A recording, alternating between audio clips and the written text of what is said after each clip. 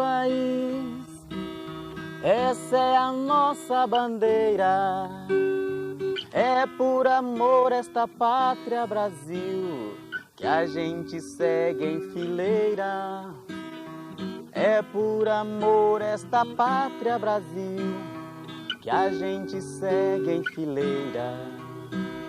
Queremos mais felicidade num céu desse olhar cor de anil, num verde esperança sem fogo, bandeira que o povo assumiu.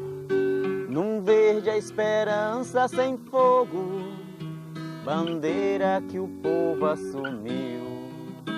Amarelos são campos floridos, as faces agora rosadas.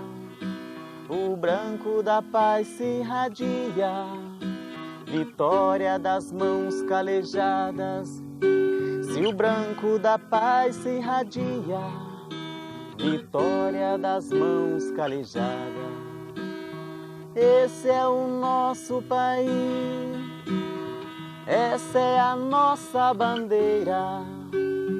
É por amor esta pátria Brasil que a gente segue em fileiras. É por amor esta pátria Brasil que a gente segue em fileira.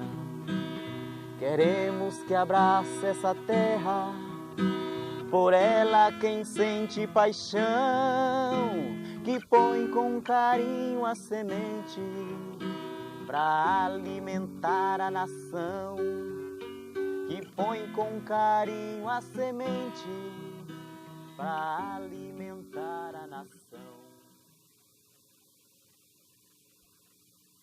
A data que simboliza o surgimento da consulta é a Assembleia de Itaici, em 1997.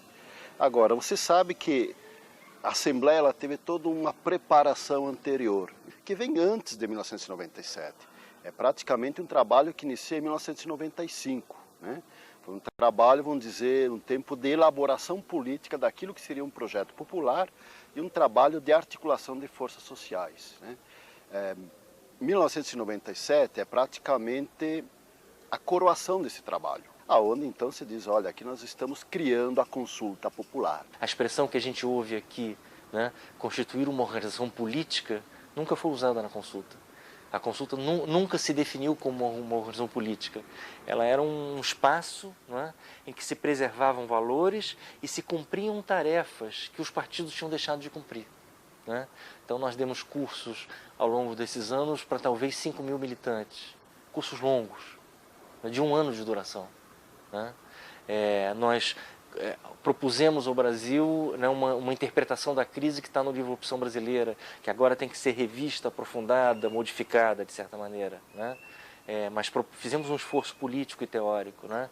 Nós produzimos 25 vídeos didáticos, né? Fizemos a marcha, mas tudo isso num contexto em que havia uma dificuldade de afirmação da nossa identidade, né? Ainda um contexto em que era quase que um encontro de movimentos sociais e não uma proposta política para a esquerda brasileira e para o Brasil. Eu acho que mais que um vazio da esquerda foi a percepção, a sensibilidade de que nós deveríamos dar um salto de qualidade na nossa luta. Ou seja, se não inclui a luta corporativa num projeto mais amplo, numa luta mais estratégica, aquela luta se esvai no confronto com o projeto das elites. Nós acabamos tendo conquistas pontuais e perdas muito maiores no confronto de exclusão do capitalismo, da exploração de modo geral. Então essa sensibilidade, eu acredito, que foi o grande motor do surgimento da consulta popular. Há uma confusão que se formou nos últimos 20 anos, porque o partido político, a estrutura partidária, se confundia com a tática. E o partido, então, se tornou, de certa forma, sinônimo de disputa eleitoral. Por isso, então, que a legalidade, ou essas pessoas que acham que o parlamento não tem mais função no sentido de apresentar soluções para a sociedade brasileira, se esgotou também dentro dos partidos. E, na verdade, o partido, na sua origem, é a parte da sociedade que procura influenciar o todo para objetivos comuns. Então, é só você evitar a legalização, institucionalizar isso dentro dos cartórios nos municípios, evita isso, mas a aglutinação, as características, os métodos de trabalho podem ser resgatados da trajetória histórica da classe trabalhadora. Não importa se teve um nome de partido, se teve um nome de frente ou de movimento. Eu diria que ao longo dos anos 90, né, a esquerda brasileira vem vivendo 3 tipos de crise, que são muito mais profundas do que a questão de uma palavra de ordem ou de um posicionamento mais superficial. Primeira, uma crise de valores. A esquerda foi se deixando permear crescentemente, né, pelos valores do individualismo, do carreirismo, do pragmatismo, né, deixando de lado os valores históricos da luta socialista. Né. Segundo, uma crise de prática, que pode ser resumida da seguinte maneira: a esquerda foi se afastando do povo. Né? O seu locus de existência foi cada vez menos onde o povo está, como diria o Milton Nascimento, e cada vez mais o gabinete, a instituição, o parlamento, a burocracia, né, etc. E terceiro, uma crise de pensamento. Porque se você perde seus valores e perde sua prática, o teu pensamento também se apequena. Né? Você está sempre voltado para a próxima eleição, para o próximo congresso, e deixa de ser capaz de apresentar uma alternativa ao Brasil. Não é? A crise histórica que o Brasil está vivendo. O que é interessante é que esta Assembleia, ela fez um balanço e ela está reafirmando a vigência, a atualidade daqueles aspectos programáticos de concepção política de 1999. Esse é um elemento fundamental para a consulta ter sobrevivido. A consulta percebeu que havia um processo de esgotamento político em curso no Brasil, de todo um ciclo da esquerda, e que era necessário avançar para retomar um debate estratégico de qual é o novo projeto político, qual é o projeto popular do povo brasileiro. E nesse sentido, essa capacidade da consulta de ter se antecipado e ter percebido a tempo essa questão, lhe dotou de uma compreensão que nessa Assembleia está ficando mais clara na definição de quais são as nossas tarefas, os nossos objetivos, o que a gente tem que fazer para acumular forças, o que a gente tem que fazer para construir a força social da transformação e de um processo revolucionário no Brasil.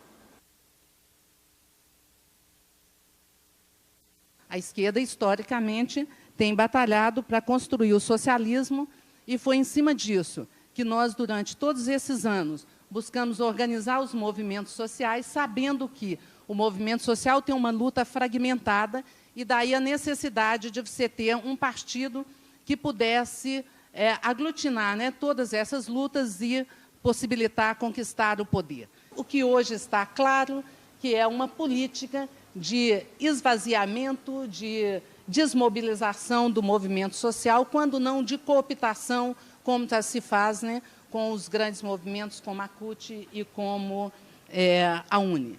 Quer dizer, então, hoje os movimentos sociais passam a ser utilizados, né, pelo governo como uma forma de ser a sua correia de transmissão, como também está sendo o PT. Portanto, está indo contra toda a história que toda a esquerda construiu nesse período. A classe burguesa escolhe quais são os líderes que lhes interessam. A classe burguesa, ela interfere no nosso meio. Nós não somos imunes às pressões de classe que são hostis à luta dos trabalhadores, do povo pobre, da juventude sem futuro. A classe inimiga interfere no nosso meio.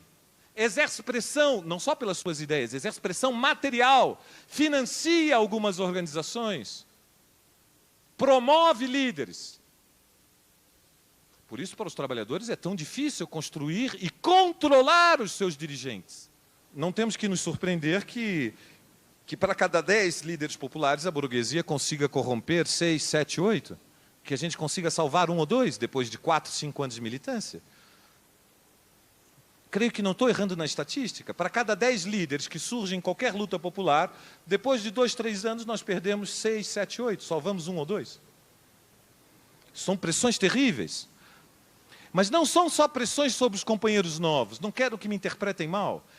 As piores pressões não são aquelas que se abatem sobre os jovens trabalhadores, que se abatem sobre os jovens líderes estudantis ou sobre os jovens líderes populares. Porque perdemos 7 ou 8 porque perdemos quase todos os generais. Porque se tivéssemos grandes líderes, se tivéssemos grandes generais, não estávamos perdendo tantos soldados.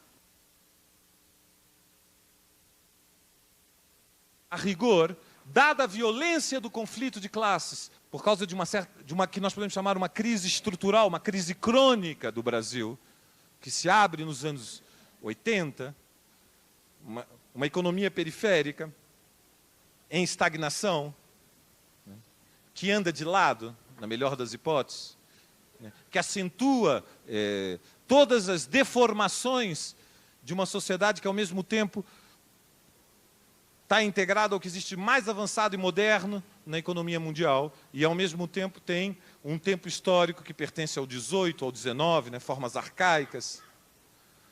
Portanto, os últimos 10 anos, o governo Lula, o que foi de la Rúa, o que vai ser Tabaré Vázquez, no Uruguai, são governos reformistas que não fazem reformas. E por que não faz reformas progressivas? Por causa da conjuntura mundial. Para fazer reformas progressivas, tem que comprar conflitos que eles não estão dispostos a comprar. Não há como fazer reformas progressivas sem romper. E aí, para começar a romper, há 1000 maneiras de começar a romper. Tem a auditoria da dívida externa, é uma maneira de começar a romper. Tem o plebiscito ALCA, é uma maneira de começar a romper. Tem a frente de países devedores, é uma maneira de começar a romper. Tem o alongamento da dívida interna, é uma maneira de começar a romper. Tem muitos caminhos. Não é uma via sem saída. O Kirchner não conseguiu a anulação de 75% dos juros acumulados de 2000 até hoje. Por quê? Porque o Kirchner é um homem de esquerda? Não, porque a crise chegou a tal patamar que, para ter o mínimo de governabilidade na Argentina, ele teve que manter a suspensão da dívida. Isso significa, portanto, o quê? Que o governo Lula, neste quadro, é um governo sem futuro histórico. Não tem futuro histórico. O reformismo sem reformas não tem sustentação histórica. Não pode ter. E, portanto, aquilo que o PT representa o que ele vai viver é um exílio social, ou uma diáspora, como quisermos, porque ele não pode vir a ser um partido útil, seriamente, para a burguesia, e, ao mesmo tempo, deixou de ter qualquer utilidade para as classes trabalhadoras e para as classes populares. E, portanto, como representação política, a tendência é ser uma representação política artificial, que não corresponde a nenhuma das classes fundamentais da sociedade brasileira. Quem se sente representado pelo governo Lula Zé Dirceu Palocci?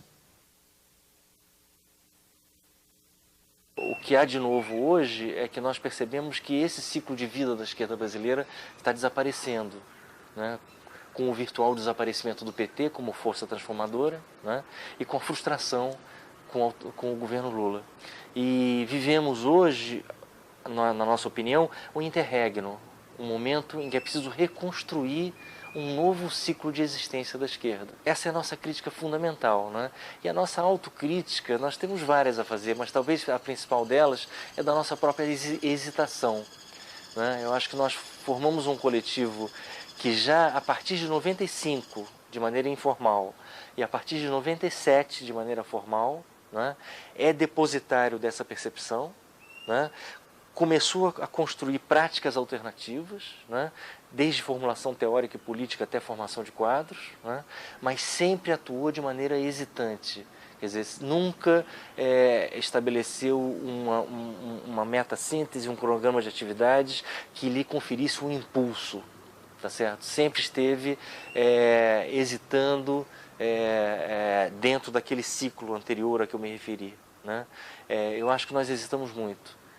E eu tenho a impressão que o ganho que a gente pode ter agora, embora talvez não seja muito perceptível nessa Assembleia, é a libertação subjetiva da nossa própria hesitação e a afirmação de um projeto. E por que essa Assembleia é importante?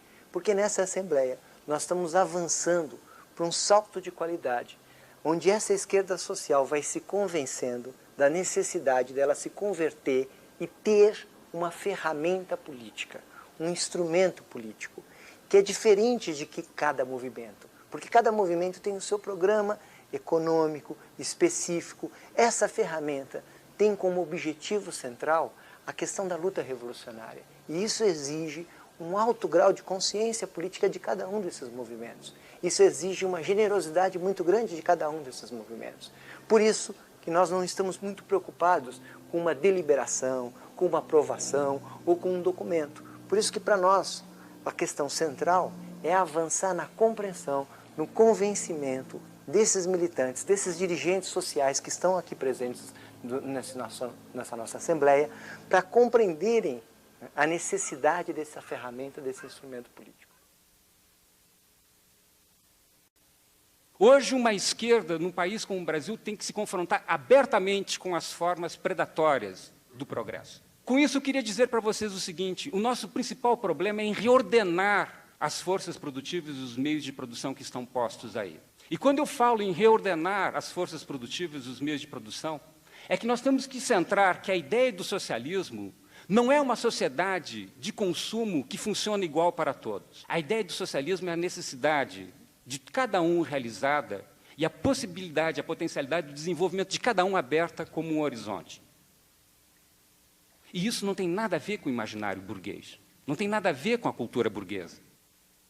Na lógica da cultura burguesa, nós encontramos muitos camaradas socialistas dizendo: no socialismo cada um vai ter seu carro. Ora, um programa revolucionário nessa conjuntura precisa enfrentar a indústria automobilística. O automóvel não é um produto do comunismo. Ele é absolutamente predatório, destrutivo, organiza formas urbanas que são desumanas. Ele é uma forma de alienação da relação do homem com a natureza e dos homens com os homens e com as mulheres.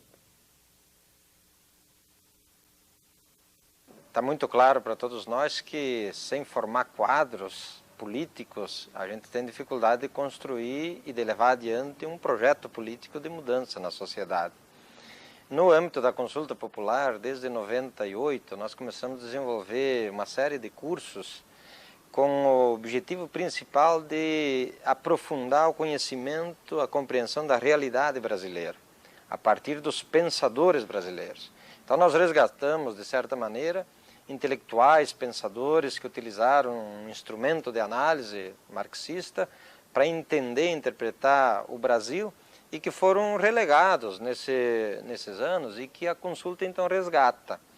O importante disso é que nós tentamos entender o Brasil a partir do Brasil. Na verdade, a formação ela não é desvinculada da prática, não existe formação sem prática política. Então, eu acho que é importante esse processo que nós estamos vivendo, porque não se constrói um processo de mudança na sociedade sem também mudar as pessoas. Então, é um processo que anda junto. Quer dizer, nós não vamos mudar as pessoas depois de mudar a sociedade, mas é um processo que vai acontecendo junto.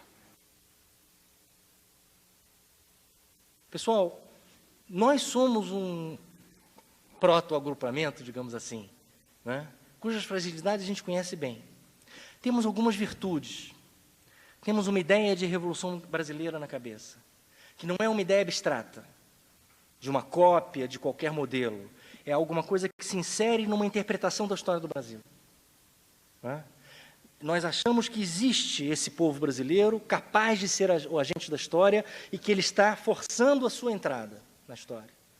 E que a crise brasileira atual é entre a situação em que um povo que já não pode mais ser simplesmente ignorado, simplesmente, não é, jogado para escanteio, mas que ainda não assumiu o controle da sua nação. E essa crise vai se repor e vai se repor enquanto ela não tiver solução. Sabe por quê? Porque o lado deles não pode solucionar a crise histórica brasileira. Porque o lado deles não pode extinguir o povo brasileiro. Tá certo? Então, por mais que eles conseguem adiar a solução, mas na medida em que o povo brasileiro continua existindo, ele continua forçando a sua entrada na história. Quem tem condições de solucionar esta crise brasileira são aqueles que querem que esse povo realize esse projeto. Porque na medida que ele realize, o outro projeto que está aí acaba. Eles precisam do povo brasileiro, mas o povo brasileiro não precisa deles. Vai tudo para Miami. O povo brasileiro, para entrar na história, ele tem que comandar a sua nação. E para comandar a sua nação, ele tem que ter o poder político. Esse é o grande silêncio que a esquerda brasileira vem fazendo nos últimos 25 anos. Poder político. A gente fala em eleição, fala isso, fala aquilo, mas a questão é transferir o poder político, o poder para o povo brasileiro. Esse é o nosso desafio. E aí, quando nós aqui na consulta nos deparamos com essa questão, nós fomos pensar, bom, mas por que a burguesia tem poder? É porque ela tem instrumentos na mão a partir dos quais ela comanda e molda a sociedade. Então, que instrumentos são esses? Ela tem o monopólio da terra. Quem tem o monopólio da terra tem um instrumento de poder. Ela tem o controle do sistema financeiro, um enorme instrumento de poder, que ameaça desorganizar a economia nacional a qualquer momento, se não for feito o que ela mandar. Ela tem o controle dos meios de comunicação de massas, que são o grande mecanismo formador de valores, opiniões, desejos, informação, muito mais hoje em dia do que a família, do que a igreja. Né? Ela tem o controle sobre a produção cultural. Então, quando nós falamos em transferir o poder para o povo, não estamos falando de uma coisa abstrata. Nós estamos tentando delinear um projeto político que diga: esses instrumentos que dão a esses grupos sociais o poder têm que mudar de mãos. E mudar de mãos significa que tem que ser democratizados. O capitalismo vive hoje um processo extremamente complexo, em que ele começa cada vez mais a bater no teto, a bater no limite. Ora, se existe este processo de bater no limite, nós podemos verificar ele não apenas através desse aspecto da exclusão do trabalho vivo, do limite hoje do mundo do trabalho, mas nós também podemos observar isso pelo limite hoje da expansão do capitalismo. Limite de expansão que se coloca claramente nos índices medíocres de crescimento das economias dos países centrais. Não fosse Índia, China e alguns países do terceiro mundo, o crescimento econômico global hoje seria muito baixo. Este limite, ele não significa que o capitalismo não tem saídas. Em termos de desenvolvimento histórico, a crise de 29 também foi uma crise grave do capitalismo. E ele achou uma saída. Genocida, né, que foi a Segunda Guerra Mundial. Mas aquilo significou uma saída. Isso significa o seguinte, companheiros e companheiras, que, sob o ponto de vista do capitalismo, chegada a este estado, produzir a barbárie, produzir a destruição, é uma saída. Nunca, nunca nos países centrais, a não ser em momentos de crise e de guerra, se gastou tanto dinheiro, não só com exércitos, que é o caso norte-americano, mas com polícia. A função policial do Estado tem crescido impressionantemente nos Estados Unidos e em toda a Europa Ocidental. E, por conseguinte, também em países como o nosso. Basta a gente ver o que é a nossa crônica cotidiana da violência social. Se contém as massas hoje não apenas com polícia, mas também com políticas compensatórias. Não apenas com polícias e políticas compensatórias, mas também com polícias, políticas compensatórias e formas religiosas que jogam as massas à passividade. O grande boom do pentecostalismo em países como o Brasil explicam muito as formas de tornar passiva essa massa que é o resultado da decomposição das classes sociais urbanas. Isso funciona. Funciona num quadro em que são necessários 40 mil mortos por ano, que é o caso do Brasil. 600 mil mortos de 78 até 2003. Mas funciona. Funciona tanto que nós não vemos nenhum movimento profundamente indignado com isso. A barbarização na sociedade brasileira se desenvolve a olhos vistos e que nós vemos é a naturalização delas por essas formas de domínio. E nesses últimos períodos, né, tem sido também muito reafirmado pelo governo, né, de que a política está correta, porque houve uma retomada do crescimento econômico. E a lógica, né, que o governo tem trazido é o quê? Ganhar a confiança do mercado para poder...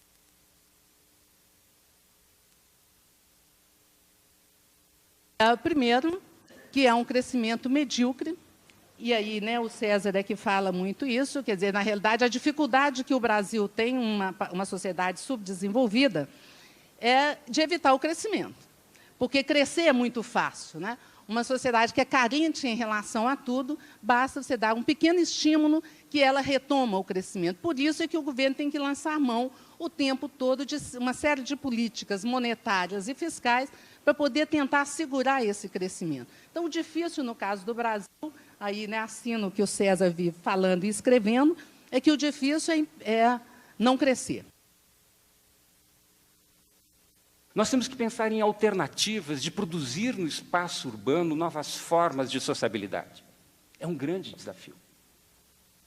Até agora, essas possibilidades têm sido desenvolvidas no campo. Mas esse desafio tem que ser trazido urgentemente para a cidade. Os pentecostais fazem isso, mantendo uma sociedade produtora de mercadorias. O Estado violento e o tráfico fazem isso, mantendo uma sociedade produtora de mercadorias. O grande desafio hoje de um novo ciclo, de refundar a esquerda brasileira, é um desafio imenso. Nós nos deparamos com um mundo profundamente deteriorado. E nós precisamos de muitas energias vitais, aquela vontade essencial de nos mantermos vivos para nos contrapormos a esse quadro destrutivo. E as nossas ideias falham. Elas não alcançam o quadro que nós estamos vivendo. É uma situação de desespero, mas o desespero não é mau, porque é exatamente o desespero que produz a esperança. Portanto, nós somos uma esquerda que precisa produzir essa esperança para todos. Ou, com certeza, não haverá novas conferências como essa, da Assembleia dos Lutadores do Povo, no futuro. Um futuro não muito longínquo.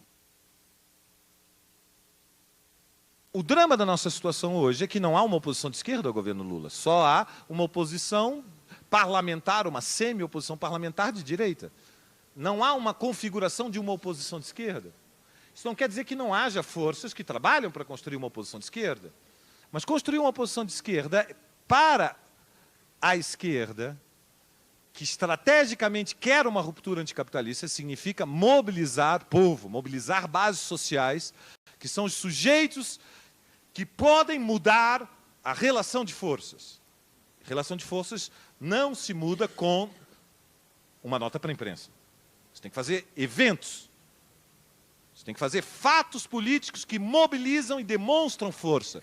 Por quê? Porque o lado de lá sabe a força que tem uma mobilização. Se você coloca 20 mil em Brasília, significa que, num país como o Brasil, no mínimo 2 milhões que apoiam. Ninguém bota 20 mil no Brasil, em lugar nenhum, se não tem 2 milhões que apoiam. Se você bota 200 mil, significa que tem 20 milhões que apoiam. Se você bota 1 milhão de pessoas nas ruas no Brasil, significa que você tem 50, 60, 70, 80 milhões de pessoas que apoiam. Nós sabemos disso e o lado de lá sabe disso. Eles sabem as ondas de repercussão que têm as mobilizações, o impacto que ela tem, sobretudo quando surgem como um polo nacional de referência. Qual é o momento que nós estamos vivendo hoje? Nós estamos vivendo hoje uma conjuntura muito complexa, porque o capitalismo internacional é hegemônico, ele domina a nossa sociedade na sua fase financeira. E nós temos uma situação em que há um descenso do movimento de massa.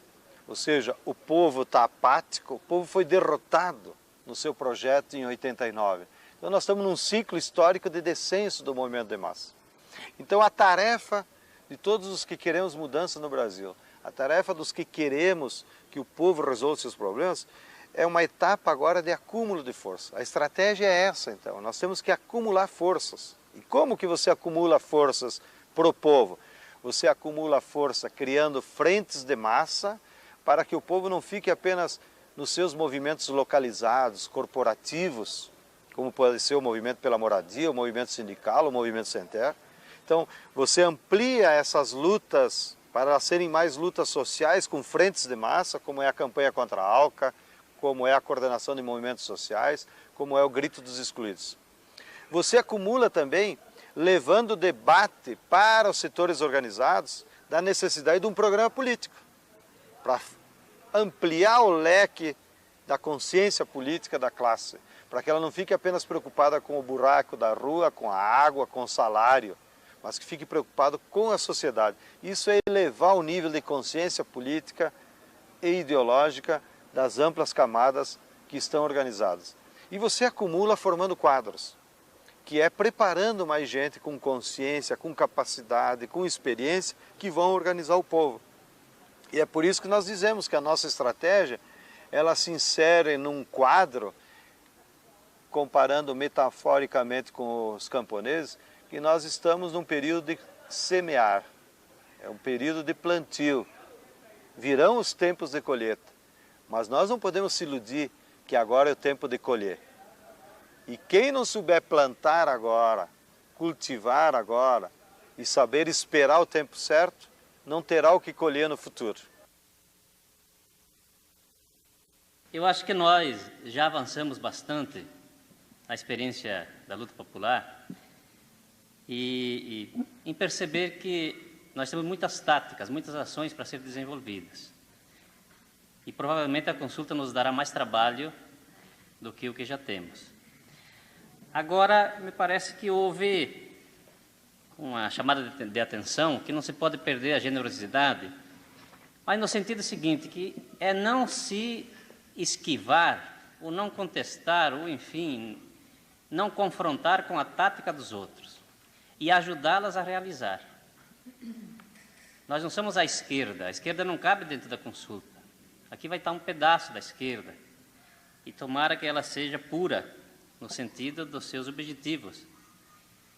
Por isso, talvez tenhamos que ter bastante paciência e entender que mesmo as táticas do PT, do PSTU, do PSOL, enfim, de todos os partidos que estão aí, são táticas que o povo brasileiro ainda valoriza. E talvez tenhamos que prestar atenção porque o fenômeno PT agora é que está chegando no interior do país. Com a vitória do Lula, há uma animação nos municípios pequenos e que agora é a vez dos trabalhadores. E muitos candidatos poderão ser eleitos nas prefeituras porque o povo acredita que o trabalhador também tem capacidade de fazer política, enfim, de derrotar as oligarquias locais. Então, eu acho que nós ainda teremos, e obrigatoriamente teremos que contribuir com essas táticas, sem que isso seja a nossa tática principal, mas ser generosos com isso para não nos afastarmos do povo e, em vez de uma consulta, de uma organização, nos tornarmos uma facção que contesta tudo e não se alia a nada. Então, nós esperamos que outros agrupamentos, outros instrumentos políticos vão se desenvolvendo no meio do povo, para que também semeiem, que também plantem, para que no futuro a colheita seja de todo o povo brasileiro, sem a pretensão de protagonismos, sem a pretensão de vanguardismos, mas recuperando um conceito que a Martha Arneck desenvolveu, da vanguarda compartilhada, e do conceito de que o verdadeiro protagonista das mudanças sociais não é um agrupamento iluminado e disciplinado. Esse atua no meio do povo como uma espécie de fermento na massa, mas o verdadeiro protagonista das mudanças sociais é o povo organizado fazendo lutas de massa. Ou seja, pegando um exemplo ilustrativo, todo o povo brasileiro apoia a reforma agrária, mas para fazer a reforma agrária é preciso derrotar o latifúndio. E o tempo que nós vamos levar para derrotar o latifúndio, o grande proprietário de terra, não depende nem da vontade nossa, nem da vontade do governo. Depende da capacidade da classe trabalhadora se organizar numa força tal que seja maior da força do latifundiário. Nós precisamos, então, aprofundar a forma e a natureza dessa organização que, de certa forma, se encarregará de estabelecer as tarefas e também depois de executá-la. E nesse momento tático que nós vivemos, a construção do instrumento seja a primeira tarefa que nós temos para pensar a Revolução Brasileira. Porque sem a organização é impossível a gente estabelecer tarefas e executá-las, elaborar o programa, enfim, definir a estratégia. Então, me parece que as coisas se centralizam muito em torno da questão organizativa. Marighella diz o seguinte: qualquer mudança de qualidade do movimento revolucionário determina a mudança de qualidade na organização. Parece que esse é um pensamento importantíssimo para satisfazer um pouco a nossa ansiedade. Quer dizer, tem que criar uma organização revolucionária, militar, enfim. É importante pensar um pouco nesse processo histórico. Assim, qual é o momento histórico que a gente vive, que tipo de organização cabe nesse momento e quais são os passos futuros que temos que fazer pela frente. O FON resgatava uma outra ideia, até porque ele foi um grande militante da organização do Marighella, que foi citada, que a ação faz a organização. Então, nós temos que ter um pouco essa visão. A nossa organização será feita se as ações, de fato, ajudarem a construir essa organização. Então, poderíamos dizer, de uma outra forma, o que o Lenin disse sobre a teoria, é que sem ação revolucionária não haverá uma organização revolucionária. A outra questão, né, é trabalhar o exemplo pedagógico ao invés do discurso. Eu acho que essa é uma importante herança que nós temos dessa esquerda social e dos movimentos. Nós nunca tentamos nos impor ou construir pelo discurso. Sempre soubemos, né, que o discurso, por mais importante que seja, ele se banaliza. Né? E a forma de construção é a forma do exemplo pedagógico. Fomos capazes, e aí eu acho que é importante recuperar esse autoelogio, de fazer essa formidável experiência, a qual nós vamos eternamente ter como lembrança honrosa da nossa experiência, que foi a Marcha Popular pelo Brasil, que foi uma marcha de extrema generosidade, força, dedicação, que foi uma grande ação de exemplo pedagógico. Eu me construí muito no processo da consulta. A minha tradição de formação militante era completamente diferente desse processo. Ao longo desses 8 anos de militância aqui, eu nunca presenciei, né, uma situação de picuinhagem, de conspiração entre nós, de golpe, de sacanagens entre nós. Nós sempre nos enfrentamos de forma transparente no debate de ideias. Sempre nos enfrentamos. Polemizamos entre nós. Né? Às vezes de forma dura, né? Porque isso é importante de fazer. Mas sempre nos tivemos como companheiros. E a mística, né, sempre foi fundamental para nos lembrar de que o nosso objetivo estratégico é tão maior, os objetivos que nos unem são tão maiores, a nossa identidade como lutadores do povo é tão mais forte que qualquer divergência, discrepância, compreensão diferente que a gente tenha é minúscula diante do que nos unifica. Na minha concepção, todos os lutadores do povo brasileiro, os militantes, aqueles que procuram ajudar a organizar o povo brasileiro para melhorar as condições de vida e haver mudanças na sociedade, na essência já são socialistas. Porque o capitalismo, como modo de organizar a produção na sociedade, ele não resolve os problemas de todo o povo. Agora, do ponto de vista conceitual e programático, evidentemente que na sociedade brasileira ainda não há condições nem do desenvolvimento das forças produtivas, nem do desenvolvimento ideológico da classe trabalhadora, nem de organização do povo, para nós imaginarmos que o socialismo virá do dia para a noite. E é por essa razão, por esse momento histórico que nós estamos vivendo, que, na minha opinião, o programa da consulta é um programa popular, é um programa que defende as necessidades, as soluções para as necessidades básicas do povo brasileiro, que é o problema do trabalho, o problema da terra, da moradia digna, da educação e da cultura brasileira, que envolve o direito à informação sadia e verdadeira. Na essência, essa plataforma não é socialista. Uma sociedade poderia resolver esses problemas simplesmente nos marcos de uma sociedade democrática, que seria o último estágio de uma democracia republicana. O programa ele só se viabiliza quando ele apresenta, em essência, 4 condições. O primeiro é que o programa necessariamente ele tem que apresentar soluções para os problemas do povo. Portanto, o programa não é uma teorização acadêmica, não é um exercício de vontades políticas de futurologia, é uma coisa pão, pão, queijo, queijo. Segundo elemento, ele necessariamente faz parte da sua viabilidade um acúmulo orgânico, organizativo da própria classe, dos que querem mudar a sociedade. Porque, senão, ele vira um exercício de idealismo, de boa vontade. E esse acúmulo de força é militância, é ideologia, é influência na sociedade, é construção de hegemonia, se quiséssemos recuperar os ensinamentos do nosso querido Gramsci. Terceiro fator, ele está ligado com a correlação de forças. Nós temos que tomar em conta que, do outro lado, há inimigos. Senão vira um jogo de futebol de um time só. Então, a correlação de forças não depende da nossa vontade também. Às vezes, a classe até consegue se organizar, mas se o inimigo for mais forte, mais organizado, inviabiliza a vitória e a implantação do programa. E o quarto elemento da viabilidade de um programa é a correlação de forças internacionais. Como diz, o nosso planeta é cada vez mais pequeno e as correlações de forças internacionais influem nos processos nacionais. Agora, a nossa tarefa como revolucionários é formar novas gerações de quadros. E essas gerações de quadros, elas têm que ter uma nova fisionomia. E talvez melhores do que a nossa. Então, nós seremos produtores de novas pessoas, novos seres humanos, se nós tivermos cuidado com isso. E se não, poderemos reproduzir um monte de candidatos. E isso será prejudicial, então, para o nosso tempo. Então, a nossa tarefa, me parece que mais do que querer fazer a revolução, que talvez não dê tempo pela nossa idade,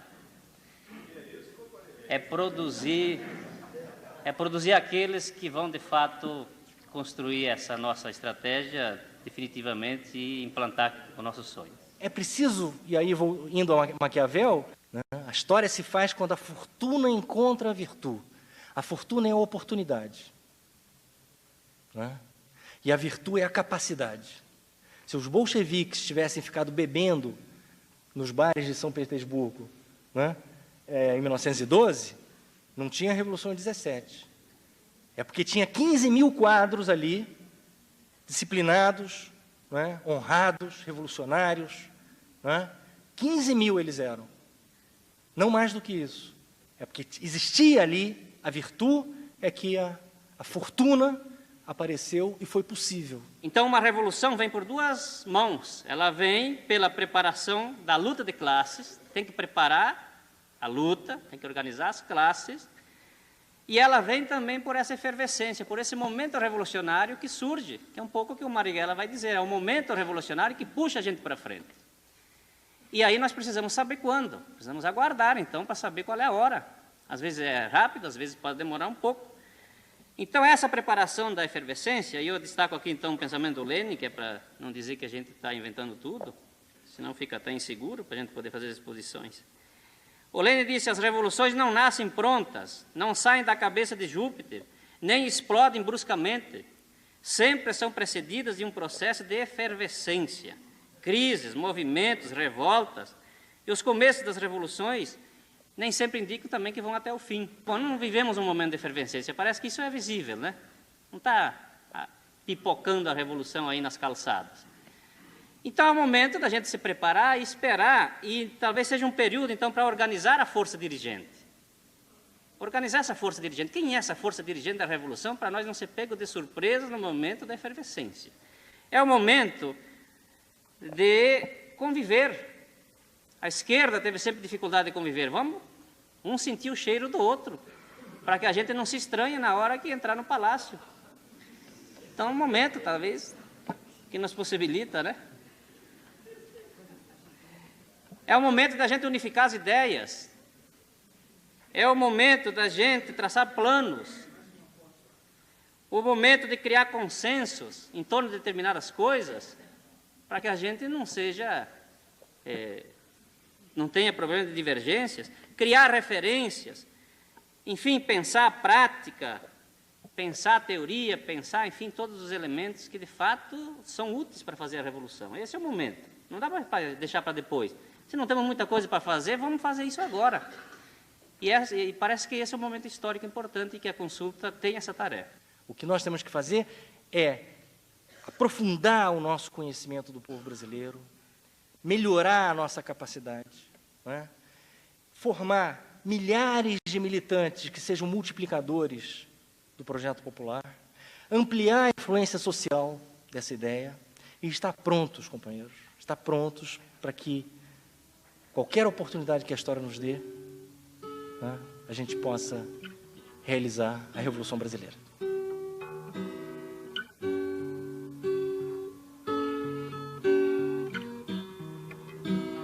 Esse é o nosso país, essa é a nossa bandeira. É por amor esta pátria Brasil que a gente segue em fileira. É por amor esta pátria Brasil que a gente segue em fileira. Se nós somos um pouco esse resultado de todo esse esfacelamento. E foram empurrando, empurrando e varrendo, e nós fomos se agarrando e fomos se misturando, e sobrou esse grupo com essa disposição. Mas é um grupo que tem uma fertilidade invejável. Possamos não ter lá grande aprofundamento teórico, não conhecemos muito dos clássicos, não temos muita elaboração, poder de explanação, mas o que está dentro de nós é o poder da germinação. Me parece que aí é que vem toda aquela parte, então, da mística, que é essa questão do cuidado da revolução. É ver se a gente cuida da revolução porque os outros abandonaram. E se nós tomarmos conta da revolução, possivelmente ela vingará a partir desse esforço, dessa crença, dessa vontade, que será, de fato, aquilo que o Mário Lago, na sua poesia, disse para nós. Que você conversa com a revolução como se ela fosse a sua amada, ou a mulher conversa como se fosse o seu amado. A revolução é a nossa amada. Então, um pouco essa preocupação. Os ricos cuidam muito da contra-revolução. A burguesia cuida da contra-revolução. O imperialismo cuida da contra-revolução. E da revolução ninguém cuida. Então é claro que ela seca, ela morre. E me parece que aí está então a nossa responsabilidade. Se não podemos ver o triunfo da revolução, não importa, a herança ficará para os nossos descendentes, como disse Ho Chi Minh. Então, quem sabe, terminamos com essa poesia do Mário Lago. Amada, não me censure se sou de pouco falar. Nem se esse pouco que falo não faz você suspirar. É tempo de vida feia, de se morrer ou matar. De sonho cortado ao meio, de voz sem poder gritar. De pão que para nós não chega, de noite sem se acabar. Por isso não me censure se sou de pouco falar. Criança é bonito? É. Mulher é bonito? É. A lua é bonito? É. A rosa é bonito? É. Mas criança vai ser homem se a bomba quiser. A mulher vai ter seu homem se a bomba quiser. O homem vai fazer seu sonho se a bomba quiser. Não é tempo de ver lua, nem tirar rosa do pé. Amada minha, não chore se nunca falo de amor. Nem se meu beijo é salgado, que é pranto chorado em dor. É tempo de vida feia, de olhar o céu com pavor. De mão para o último gesto, de olhar para a última flor. De verde que era a esperança, trazer desgraça na cor. Criança é bonito? É. Mulher é bonito? É. A lua é bonito? É. A rosa é bonito? É. Mas criança vai ser homem se a bomba quiser. A mulher vai ter seu homem se a bomba quiser. O homem vai fazer seu sonho se a bomba quiser. De novo, não é tempo de ver lua, nem tirar a rosa do pé. A amada não vai embora se eu trouxe desilusão. Se aumento sua tristeza, tão triste é minha canção. É tempo de fazer tempo, de pegar tempo na mão. De gente vindo de longe, em passeata e procissão. No mesmo passo do sonho para a bomba dizendo não. Por isso não vai embora. Mudou a minha canção. Criança é bonito? É. Mulher é bonito? É. A lua é bonito? É. A rosa é bonito? É. Mas criança vai ser homem porque a gente quer. A mulher vai ter seu homem porque a gente quer. O homem vai fazer seu sonho porque a gente quer. Vai ser tempo de ver lua e tirar a rosa do pé. E vai ser assim mesmo, companheiros. No céu desse olhar verde esperança tem fogo, bandeira que o povo assumiu. Num verde a esperança sem fogo, bandeira que o povo assumiu. Amarelos são campos floridos, as faces agora rosadas. O branco da paz se irradia, vitória das mãos calejadas. Se o branco da paz se irradia, vitória das mãos calejadas. Esse é o nosso país, essa é a nossa bandeira. É por amor esta pátria Brasil que a gente segue em fileiras. É por amor esta pátria Brasil que a gente segue em fileiras.